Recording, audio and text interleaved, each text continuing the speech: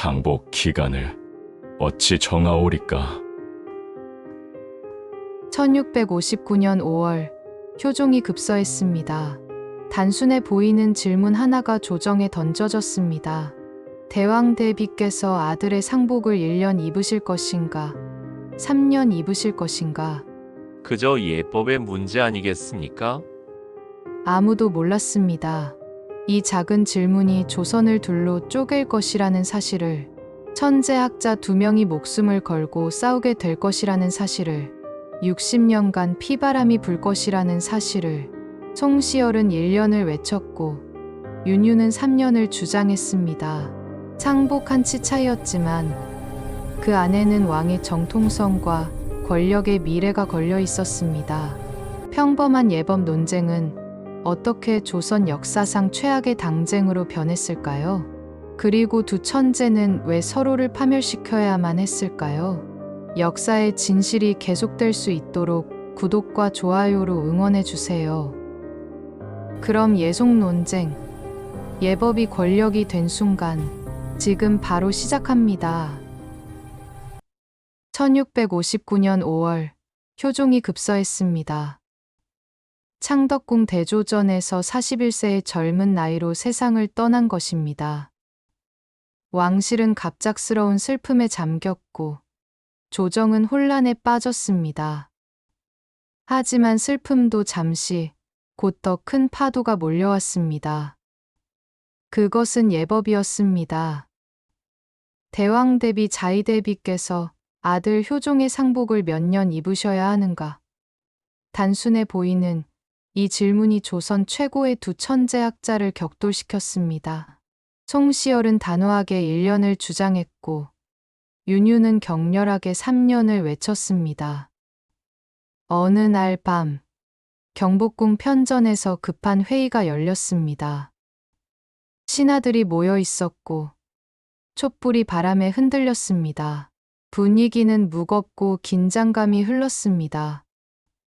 누군가 조심스럽게 입을 열었습니다. 상복 기간을 어찌 정하오리까? 송시열이 즉시 대답했습니다. 그의 목소리는 차갑고 확신에 차 있었습니다. 효종 대왕은 차남이셨습니다. 예법은 명확합니다. 1년입니다. 그러자 건너편에서 윤유가 냉정하게 반박했습니다. 차남으로 태어났으나 왕으로 즉위하셨습니다. 어찌 차남의 예로 대우하십니까? 송시열이 눈을 가늘게 떴습니다. 혈통은 바꿀 수 없소. 왕이 되었다 해서 장남이 되는 것은 아니오. 정각 안이 얼어붙었습니다. 두 사람의 시선이 공중에서 부딪혔고 다른 신하들은 숨조차 쉬기 어려웠습니다. 겉으로는 예법 논쟁이었지만 속내는 전혀 달랐습니다. 이것은 효종이 진짜 정통 왕이었는가? 아니면 우연히 왕이 된 차남에 불과했는가를 묻는 질문이었습니다. 효종의 정통성, 그의 북벌 정책, 그가 추진한 모든 개혁의 정당성이 이 한 줄 예법에 걸려 있었습니다. 논쟁이 시작되자 조선 전체가 둘로 갈라졌습니다. 서인과 남인, 두 당파가 칼을 뽑았습니다. 학문의 문제가 아니었습니다. 권력의 문제였습니다. 상복 한 치 차이가 권력의 정당성을 뒤흔들기 시작했고 선비들은 목숨을 걸고 상소를 올렸습니다. 그리고 그들은 아직 몰랐습니다. 이 싸움이 60년간 조선을 피로 물들일 것이라는 사실을, 수만 명이 죽어갈 것이라는 사실을. 송시열, 1607년생, 조선 성리학의 정통을 지키는 절대 권위자였습니다. 충청도 옥천에서 태어난 그는 어려서부터 천재로 소문났고 스승 김장생으로부터 주자학의 정수를 배웠습니다. 그는 주자의 글을 달달 외웠고 주자의 해석을 절대 진리로 받아들였습니다. 조선의 주자로 불린 그의 학문은 엄격했고 그의 신념은 타협을 몰랐습니다. 원칙과 명분을 생명처럼 여기는 냉철한 학자. 그가 송시열이었습니다. 그는 조선이 중화 문명의 마지막 보루라고 믿었고 오랑캐 청나라를 배척하며 배명일이론을 외쳤습니다. 윤유 1617년생 10살 어린 후배지만 결코 만만치 않았습니다. 경기도 파주에서 태어난 그는 독학으로 성장한 이단아였습니다. 그는 송시열과 달리 경전을 의심하고 도전했습니다. 왜 주자의 말만 절대 진리인가? 주자도 틀릴 수 있지 않은가? 실용을 추구하고 개혁을 꿈꾸는 급진파. 그가 윤유였습니다. 그는 주자의 해석에 의문을 제기했고 조선만의 독자적인 예법을 만들자고 주장했습니다. 북벌보다 실리를, 명분보다 백성의 삶을 중시했습니다. 어느 날 성균관 유생들 앞에서 두 사람이 마주쳤습니다. 강론이 끝난 후였고 유생들이 둘러싸고 있었습니다. 송시열이 먼저 말했습니다. 그의 목소리는 위엄이 있었습니다. 윤 선생, 주자를 의심하는 것은 도를 의심하는 것과 같소. 신중하시오. 윤유는 웃으며 답했습니다. 그의 눈빛은 두려움이 없었습니다. 송 선생, 주자도 사람입니다. 조선은 조선의 예가 있어야 하지 않겠습니까? 송시열의 얼굴이 굳어졌습니다. 그것은 오만이오. 주자를 넘어설 수 있다고 생각하시오? 윤유가 조용히 반박했습니다. 넘어서는 것이 아니라 조선에 맞게 적용하는 것입니다. 주변 유생들이 숨을 죽였습니다. 송시열은 이미 알고 있었습니다. 이 사람과는 같은 하늘 아래 있을 수 없다는 것을. 두 사람은 학문적 신념이 너무 달랐고 추구하는 조선의 미래가 정반대였습니다. 송시열은 과거의 질서를 지키려 했고 윤유는 미래의 변화를 꿈꿨습니다. 효종의 죽음은 단지 도화선이었습니다. 이 대결은 이미 예정되어 있었습니다. 두 천재는 충돌할 수밖에 없었고 조선은 그 소용돌이 속으로 빨려 들어가고 있었습니다. 예속 논쟁의 핵심은 표면적으로 단순했습니다. 효종은 인조의 둘째 아들로 태어났지만 형 소현세자가 급사하면서 왕위에 올랐습니다. 그렇다면 그는 차남인가, 왕인가? 어머니 자이대비는 차남을 잃은 어머니로서 1년 상복을 입어야 하는가? 아니면 왕을 잃은 왕대비로서 3년 상복을 입어야 하는가? 송시열의 논리는 명확하고 단호했습니다. 효종은 태어날 때부터 차남이었습니다. 왕위에 올랐다 해도 혈통은 바뀌지 않습니다. 따라서 어머니 자이대비는 차남을 잃은 것이니 1년 상복이 주자가래에 따른 정확한 예법입니다. 그는 주자가래를 근거로 들었고 차남은 차남일 뿐이라고 못 박았습니다. 그의 주장 뒤에는 서인 전체가 힘을 실었고 조정 대신 대부분이 고개를 끄덕였습니다. 윤유의 논리는 완전히 달랐습니다. 효종은 왕위에 올랐습니다. 왕은 더 이상 사대부 집안의 차남이 아닙니다. 왕을 잃은 것이니 3년 상복이 왕실 예법에 맞습니다. 그는 왕의 권위를 강조했고 왕실 예법은 일반 사대부의 예법과 다르다고 주장했습니다. 남인들이 그의 뒤를 따랐고 젊은 선비들은 윤유의 논리에 공감했습니다. 어느 날 대신들이 모인 자리에서 송시열이 윤유를 정면으로 압박했습니다. 분위기는 살얼음판이었습니다. 윤 선생, 그대는 주자를 부정하시오? 윤유는 침착하게 답했습니다. 목소리는 흔들리지 않았습니다. 주자를 존중하되 조선의 현실에 맞춰야 합니다. 효종 대왕은 왕이셨습니다. 송시열이 냉소하며 다그쳤습니다. 그럼 차남은 왕이 되면 장남이 되오. 혈통을 바꿀 순 없소. 윤유가 반박했습니다. 혈통이 아니라 지위의 문제입니다. 왕은 왕입니다. 하지만 겉으로 드러난 예법 논쟁 뒤에는 전혀 다른 속내가 숨어 있었습니다. 송시열과 서인은 효종의 정통성을 약화시키고 싶었습니다.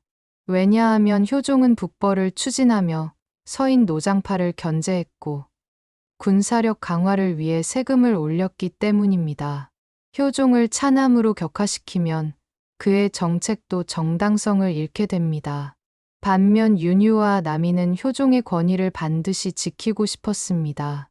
효종이 추진한 개혁을 계승하고 북벌이든 신리든 강력한 왕권을 바탕으로 조선을 변화시키고 싶었습니다. 조정은 격렬한 논쟁에 휩싸였습니다. 상복 기간을 두고 선비들이 밤낮으로 상소를 올리고 서로를 탄핵하고 파직되고 유배되었습니다. 조선 전체가 두 진영으로 갈라졌고 그 틈은 점점 깊어지고 메워질 수 없게 변해갔습니다. 1659년 1차 예속 논쟁은 송시열과 서인의 압도적 승리로 끝났습니다. 조정 대신 대부분이 송시열의 손을 들어줬고 자의대비는 1년 상복을 입기로 최종 결정되었습니다. 효종은 공식적으로 차남으로 격화되었고 그가 추진했던 북벌 정책과 개혁들은 정당성의 상처를 입었습니다. 윤유와 남이는 쓰라린 굴욕을 맛보았습니다. 그들은 예법 논쟁에서 졌을 뿐 아니라 정치적으로도 완패했습니다.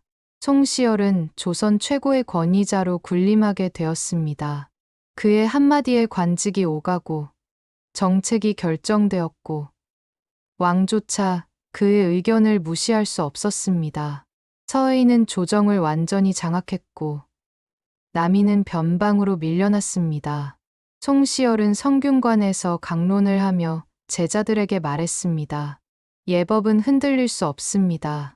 주자의 가르침은 절대적입니다.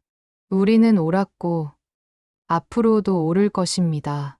하지만 윤유는 포기하지 않았습니다. 그는 유배지도 아닌 자신의 서재에서 책을 읽고 연구하고 반박 논리를 정교하게 다듬었습니다. 어느 날 밤 그의 제자가 물었습니다. 스승님, 이미 끝난 것 아닙니까? 윤유는 촛불을 응시하며 답했습니다. 끝난 것이 아니라 시작일 뿐이다. 송시열은 틀렸다. 제자가 조심스럽게 물었습니다. 하지만 조정 전체가 송 선생을 따르고 있습니다. 윤유가 책을 덮으며 말했습니다. 진리는 다수결로 정해지지 않는다. 주자도 완벽하지 않다는 것을 나는 증명할 것이다. 남인들도 이를 갈았습니다. 언젠가 반드시 복수하리라. 효종의 명예를 회복하리라. 기회만 온다면 송시열을 무너뜨리리라. 그들은 침묵 속에서 힘을 키웠고 다음 기회를 기다렸습니다. 그리고 13년 후 마침내 기회가 왔습니다. 1674년 효종의 비인선왕후가 세상을 떠났습니다. 또다시 같은 질문이 떠올랐습니다. 자의대비께서 며느리의 상복을 몇 개월 입으셔야 하는가? 2차 예속 논쟁의 시작이었습니다. 윤유는 눈을 번뜩였습니다. 이번에는 달랐습니다. 13년간 준비한 그는 송시열을 무너뜨릴 완벽한 논리를 갖추고 있었습니다. 1674년 2월 인선왕후가 승하했습니다. 효종의 왕비였던 그녀가 세상을 떠나자 또다시 같은 질문이 조정을 뒤흔들었습니다. 대왕 대비 자의 대비께서 며느리 인선왕후의 상복을 몇 개월 입으셔야 하는가? 송시열은 자신만만했습니다. 13년 전의 승리를 기억하고 있었고 자신의 논리가 확고하다고 믿었습니다. 송시열의 주장은 명확했습니다. 효종이 차남이므로 차남 며느리에 대한 상복인 9개월이 맞습니다. 주자가래에 따르면 적장자 며느리는 1년, 차남 며느리는 9개월입니다. 그는 13년 전 논리를 그대로 적용했습니다. 효종은 차남이고 따라서 인선왕후는 차남 며느리일 뿐이라고. 하지만 윤유는 달랐습니다. 그는 준비되어 있었습니다. 효종은 왕이었습니다. 왕비를 잃었으니 1년 대공복이 맞습니다. 차남 며느리의 예법을 왕비에게 적용하는 것은 왕실을 모독하는 것입니다. 그의 목소리는 떨렸지만 확신에 차 있었습니다. 13년간 연구하고 논리를 정교하게 다듬은 결과였습니다. 어느 날 대신들이 모인 편전에서 두 사람이 정면 대결했습니다. 현종이 지켜보는 가운데 긴장감이 감돌았습니다. 송시열이 먼저 공격했습니다. 윤 선생, 13년 전 논쟁을 잊으셨소. 효종은 차남이오. 윤유가 즉각 반박했습니다. 송 선생, 주자도 왕실 예법에 대해서는 명확히 밝히지 않았습니다. 송시열이 눈을 가늘게 떴습니다. 주자가래는 분명하오. 차남은 차남이오. 윤유가 한 발 다가서며 말했습니다. 그것은 송 선생의 추측일 뿐입니다. 왕은 왕입니다. 전각이 술렁였습니다. 윤유는 송시열의 주장을 하나하나 반박했습니다. 주자도 왕실과 일반 사대부를 구분했다는 증거를 제시했고 중국 역대 왕조의 사례를 들었으며 송시열의 해석이 자의적이라고 공격했습니다. 송시열, 당신은 추측으로 조선의 예법을 왜곡하고 있습니다. 주자라는 이름을 방패로 쓰며 왕실을 모독하고 있습니다. 조정은 다시 불타올랐습니다. 하지만 이번에는 분위기가 13년 전과 달랐습니다. 젊은 현종은 윤유의 주장에 귀를 기울였고 남인들은 조직적으로 움직이기 시작했습니다. 서해인은 당황했습니다. 송시열조차 윤유의 논리에 쉽게 대답하지 못했습니다. 권력의 균형이 흔들리기 시작했고 조선은 다시 한번 소용돌이 속으로 빨려 들어갔습니다. 1674년 8월 현종은 결단을 내렸습니다.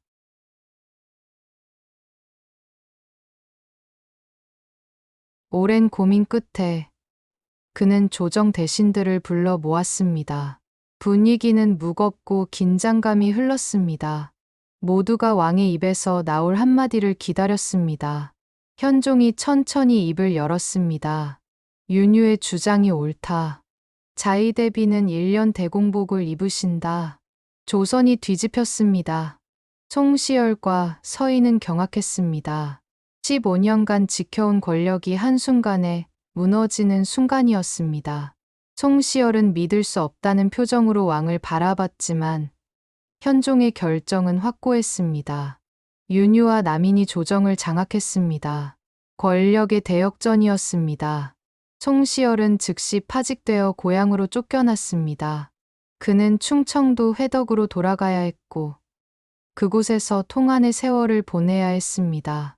68세 노학자는 자신의 서재에서 책을 펼쳤지만 글자가 보이지 않았습니다. 분노와 굴욕이 그를 짓눌렀습니다. 내가 틀렸단 말인가? 주자가 틀렸단 말인가? 그는 밤새 잠을 이루지 못했습니다. 하지만 복수는 여기서 끝나지 않았습니다. 남인은 서인 핵심 인물들을 숙청하기 시작했습니다. 허적이 영의정이 되었고 윤유는 대사원에 올랐습니다. 남인 젊은 관료들이 중앙부처를 장악했고 서인은 하루아침에 역적 취급을 받았습니다. 조선은 완전히 남인의 세상이 되었습니다. 어느 날 윤유가 송시열에게 편지를 보냈습니다. 내용은 간결했습니다. 송 선생, 진리는 권력이 아니라 논리로 증명되는 것이오. 송시열은 그 편지를 찢어버렸습니다. 그의 손이 떨렸습니다. 분노였는지 두려움이었는지 알 수 없었습니다. 제자가 옆에서 조심스럽게 물었습니다. 스승님, 어찌하시겠습니까? 송시열이 창밖을 바라보며 답했습니다. 기다린다. 세상은 돌고 돈다. 그는 알고 있었습니다. 이것은 예법이 아니라 권력 투쟁이라는 것을, 조선이 망하고 있다는 것을. 하지만 그가 할 수 있는 일은 아무것도 없었습니다. 다만 기다릴 뿐이었습니다. 세상이 다시 바뀔 그날을, 복수할 수 있는 그 순간을. 1674년 8월 현종이 급서했습니다. 34세의 젊은 나이에 갑자기 세상을 떠난 것입니다. 그리고 14세 소년 숙종이 왕위에 올랐습니다. 남인은 안도의 한숨을 내쉬었습니다. 어린 왕은 우리가 통제할 수 있다. 권력은 안전하다.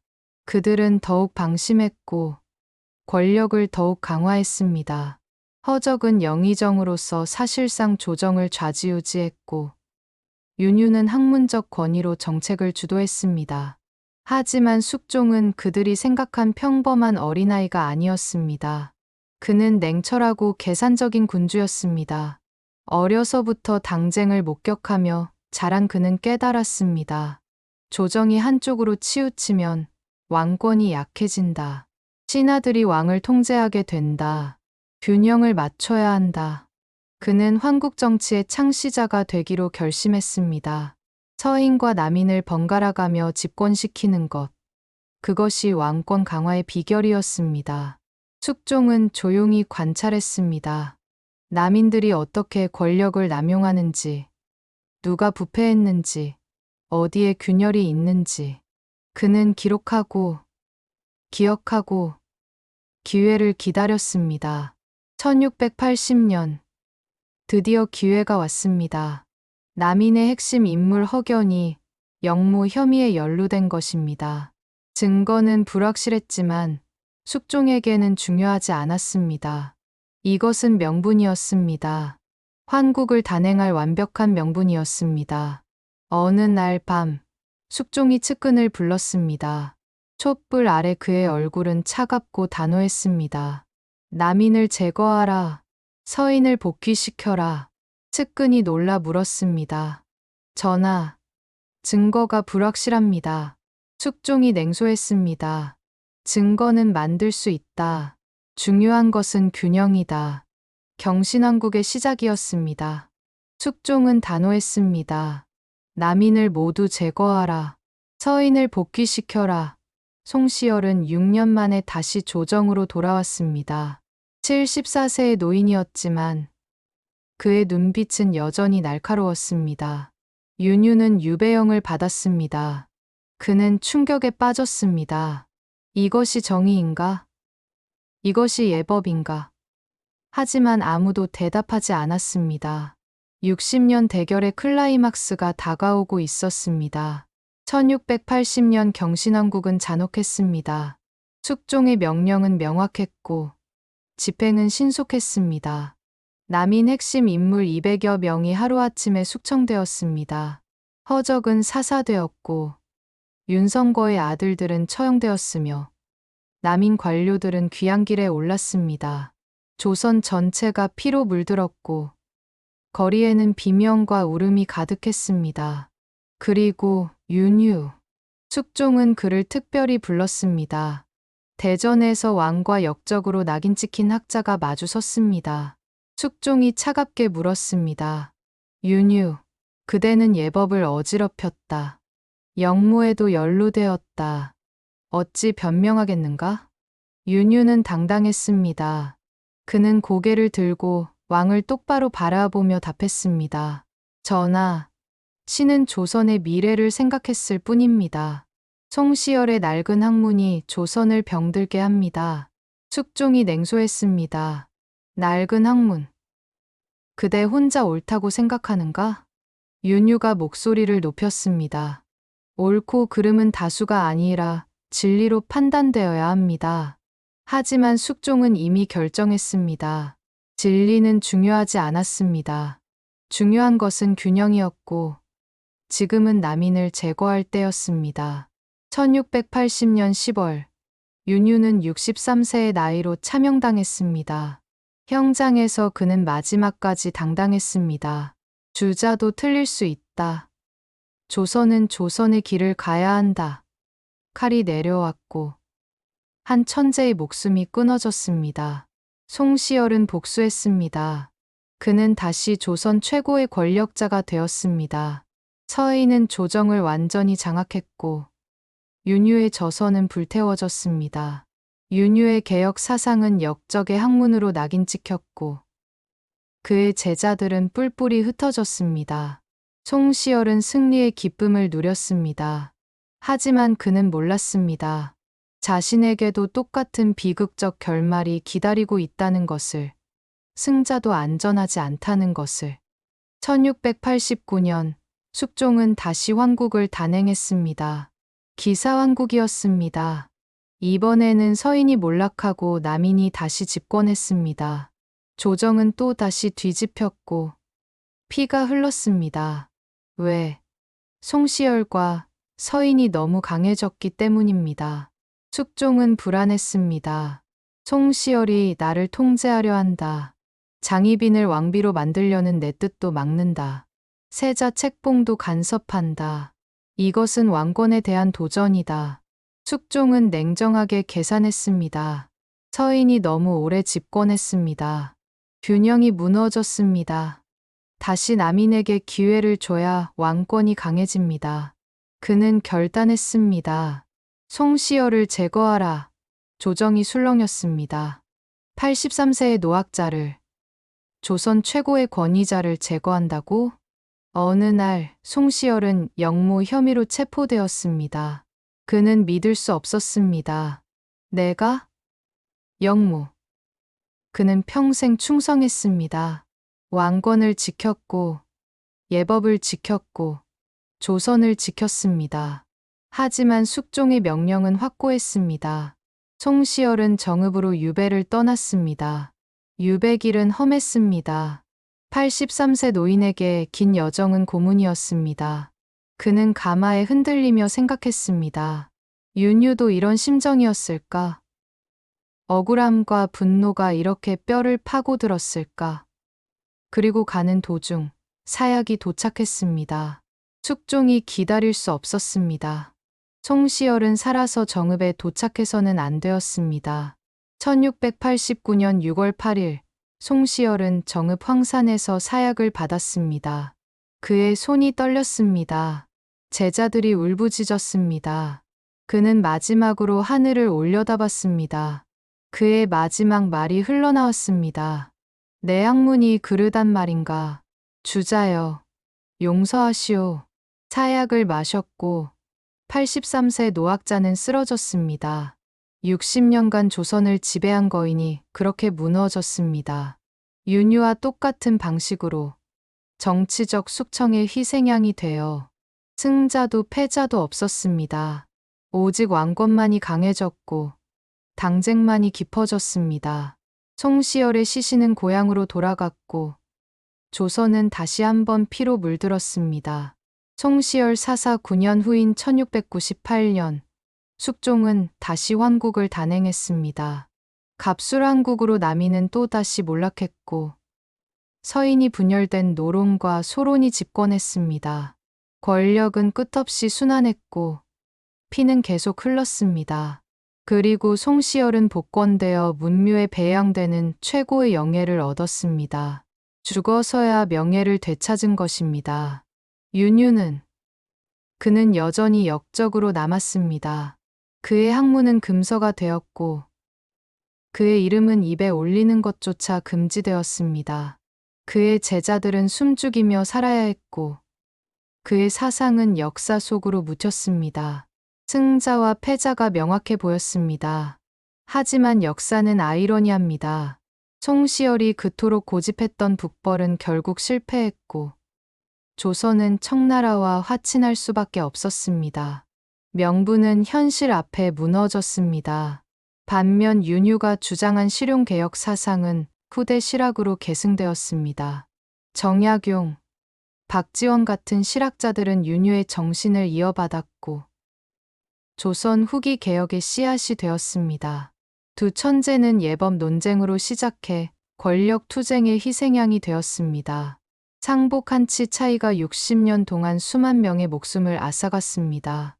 경신환국, 기사환국, 갑술환국, 환국이 거듭될 때마다 조선의 인재들이 죽어갔습니다.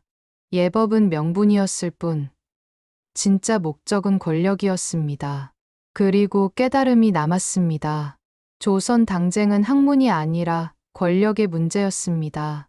송시열과 윤유, 두 천재 모두 권력의 희생양이었습니다. 숙종은 환국 정치로 왕권을 강화했지만 조선은 돌이킬 수 없는 분열의 길로 들어섰습니다.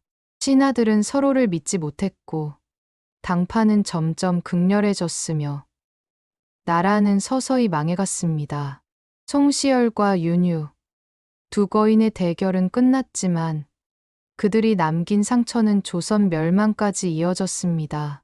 예법으로 시작된 논쟁은 피로 끝났고 천재들의 학문은 정치의 도구가 되었습니다. 조선은 배웠습니다. 가장 비싼 대가를 치르며 당쟁은 나라를 망친다는 것을. 하지만 이미 너무 늦었습니다.